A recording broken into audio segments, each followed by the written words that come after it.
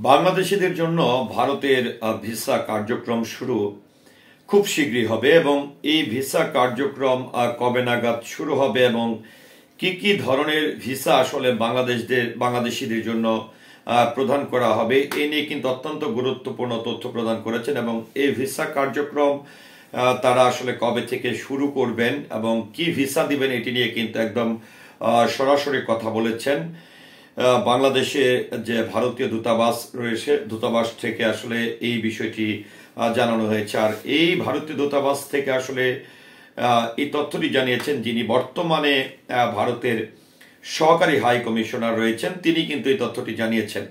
তো অনেকেই হয়তো আমরা অনেকদিন ধরে অপেক্ষা করছি যে কবে নাগাদ এই বাংলাদেশের এই ভারতীয় ভিসা কার্যক্রম শুরু হবে, এই খুলছে, এই দিচ্ছে, এই আগামী মাস থেকে হচ্ছে, এরকম করতে করতে কিন্তু অনেকগুলো মাস অতিক্রম হয়ে গেছে এবং এই ভিসা কার্যক্রমটি মূলত আসলে বন্ধ হয়ে যায় গত 5ই আগস্ট যখন তৎকালীন আওয়ামী লীগ সরকারের পতন হয়। তারপর থেকেই মূলত কিন্তু ভিসা কার্যক্রম স্থবির হয়ে পড়ে।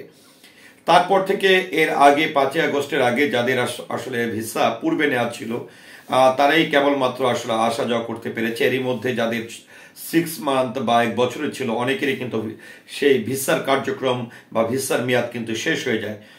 তো আসলে সত্যিকার ভাবে যেহেতু এবার ভারতের দূতাবাস থেকে আসলে এই তথ্যটি জানানো হয়েছে, সেই প্রেক্ষাপটে আমিও একটু চেষ্টা করছি যে ভারতীয় দূতাবাস থেকে যে তথ্যটি দিয়েছেন এবং কবে নাগাদ তারা এই ট্যুরিস্ট ভিসাগুলো প্রদান করবেন এই বিষয়ে চ্যানেল 24 একটি সংবাদ প্রকাশ করেছেন। আর এই সংবাদটি যিনি রিপোর্ট করেছেন তিনি হচ্ছেন তহিদুর রহমান তুহি। তো চলুন আসলে ভারতীয় ট্যুরিস্ট ভিসা কার্যক্রম কবে থেকে শুরু হচ্ছে এ নিয়ে নিউজ 24 যে সংবাদটি প্রকাশ করেছেন এবং যেখানে ভারতীয় দূতাবাস তাদের তথ্যটি জানিয়েছেন সেটি একটু আমরা জেনে নিই। বাংলাদেশ ও ভারতের মধ্যকার সম্পর্কের বড় ধরনের ছন্দপতন ঘটেছে গত বছরের 5 আগস্টের পর। ছাত্র বিক্ষোভ ও গণ অভ্যুত্থানের মুখে শেখ হাসিনা ক্ষমতাচ্যুত হয়ে দেশ ছেড়ে ভারতে আশ্রয় নিলে দুই দেশের সম্পর্কে তলানিতে গিয়ে ঠেকে। অধ্যাপক ইউনূসের নেতৃত্বে অন্তর্বর্তীকালীন সরকার দায়িত্বের পর আস্তে আস্তে সম্পর্ক উন্নত হতে শুরু করলেও এখনো তা স্বাভাবিক হয়নি। বিশেষ করে বাংলাদেশি নাগরিকদের ভিসা দেওয়ার ক্ষেত্রে সমস্যা রয়েই গেছে। শেখ হাসিনা সরকারের পতনের পর অস্থিতিশীল পরিস্থিতি ভিসা আবেদন কেন্দ্রগুলো অনির্দিষ্টকালের জন্য বন্ধ ঘোষণা করা হয়। আগস্ট মাসের মাঝামাঝি সময়ে সীমিত পরিসরে ভিসা আবেদন কেন্দ্র খুলে দেওয়া হয়। এরপর 16 আগস্ট ভারতের পররাষ্ট্র মন্ত্রণালয় তরফ থেকে বলা হয় পরিস্থিতি স্বাভাবিক না হওয়া পর্যন্ত কেবল সীমিত পরিসরে জরুরি ও মেডিকেল ভিসা ইস্যু করবে ঢাকার ভারতীয় হাই কমিশন। পরবর্তীতে ট্যুরিস্ট ভিসা ছাড়া সব ক্ষেত্রে সীমিত পরিসরে ভিসা দেওয়া শুরু হচ্ছে এবং দেওয়া হচ্ছে বলে জানায় ভারতীয় দূতাবাস। সাম্প্রতিক সামাজিক যোগাযোগ মাধ্যমে বিভিন্ন গ্রুপে বলা হচ্ছে বাংলাদেশিদের আগামী মার্চ মাস থেকে ভারতীয় ট্যুরিস্ট ভিসা দেয়া হবে। তবে এই দাবির পক্ষে সুনির্দিষ্ট কোনো সূত্র উল্লেখ করা হয়নি। বিষয়টি নিয়ে ভারতীয় দূতাবাসের সঙ্গে যোগাযোগ করেন চ্যানেল 24 অনলাইন। দূতাবাসের ভিসা উইং এর পক্ষ থেকে জানানো হয় ট্যুরিস্ট ভিসা ছাড়া সব ক্ষেত্রেই বাংলাদেশিদের সীমিত পরিসরে ভিসা দেওয়া হচ্ছে। তবে ট্যুরিস্ট ভিসা চালুর বিষয়ে এখনো পর্যন্ত কোনো নির্দেশনা পাওয়া যায়নি। এছাড়া যেসব বাংলাদেশি ভারতে গিয়ে তৃতীয় দেশে যাওয়ার জন্য ভিসা প্রসেসিং করে তাদের ডাবল এন্ট্রি ভিসার জন্য প্রয়োজনীয় কাগজপত্র জমা নিয়ে তা যাচাই বাছাই করে স্লট দেওয়া হচ্ছে বলে জানান তারা। অর্থাৎ এখানে একটি বিষয় যদি আপনাদেরকে আমি একদম ক্লিয়ার করতে চাই, যেটি হচ্ছে যে এখানে তারা বলেছে এছাড়া যেসব বাংলাদেশি ভারতে গিয়ে তৃতীয় দেশে যাওয়ার জন্য ভিসা প্রসেসিং করে তাদের ডাবল এন্ট্রি ভিসার জন্য প্রয়োজনীয় কাগজপত্র জমা নিয়ে তা যাচাই বাছাই করে স্লট দেওয়া হচ্ছে বলে তারা বিষয়টি জানিয়েছেন।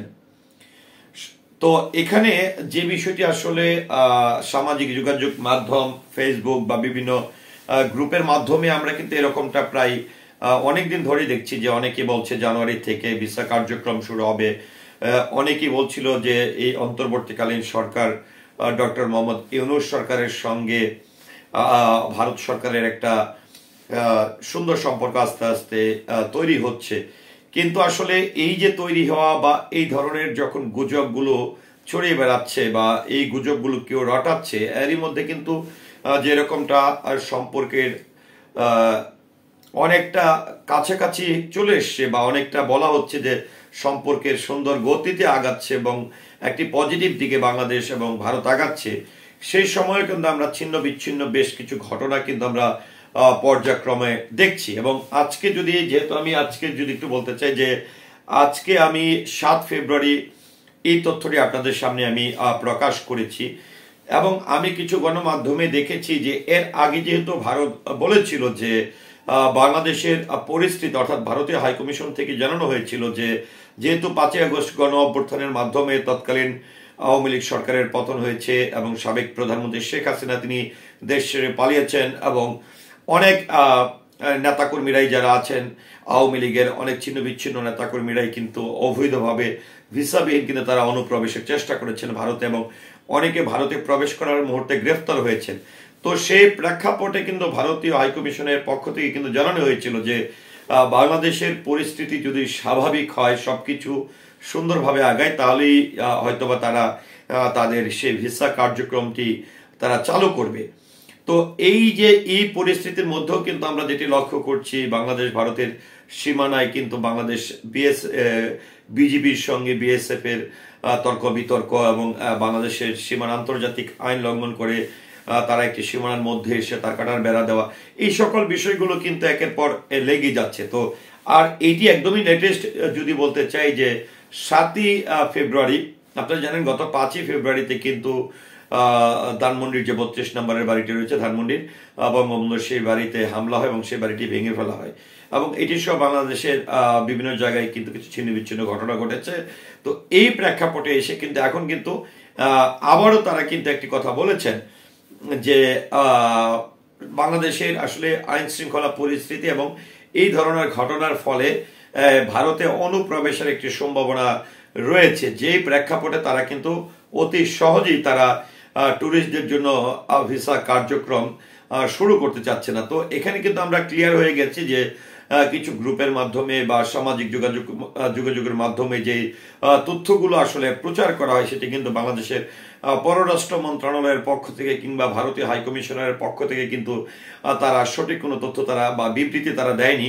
এটি আসলে ছিন্ন বিচ্ছিন্ন ভাবে কিছু গ্রুপ বা অসাধু কিছু মানুষ হয়তো বা তাদের ব্যবসায়িক কারণে বা গুজবগুলো নিয়ে তারা তাদের কাজই হচ্ছে গুজব রটানো। তো এই বিষয়গুলো নিয়ে এখন কোনো সিদ্ধান্ত হয়নি, তবে স্বল্প পরিসরে যারা জরুরি সেবার জন্য আসলে ভারতে যেতে চায় তাদের জন্য কার্যক্রমটি অব্যাহত আছে বলে ভারতীয় হাইকমিশন থেকে জানানো হয়েছে। তো কবে নাগাদ আসলে ভারতীয় এই হাইকমিশন খুলবেন এবং বাংলাদেশের সাধারণ ভিসা কার্যক্রম যেটি রয়েছে ট্যুরিস্টদের জন্য সেটি চালু হবে সেটি কিন্তু এখনো অনিশ্চিত হয়ে আছে। তো ভিউয়ার্স, এই যে ভারতের সঙ্গে বাংলাদেশের ট্যুরিস্ট ভিসা কার্যক্রমটি বন্ধ রয়েছে এবং অনির্দিষ্টকালের জন্যই বলবো বন্ধ রয়েছে, এই বিষয়গুলো নিয়ে আপনার মতামতকে আশা করছি কমেন্টের মাধ্যমে জানাবেন। সেই সাথে অবশ্যই আমার পুরো ভিডিওটির সঙ্গে থাকার জন্য অসংখ্য ধন্যবাদ। আসসালামু আলাইকুম।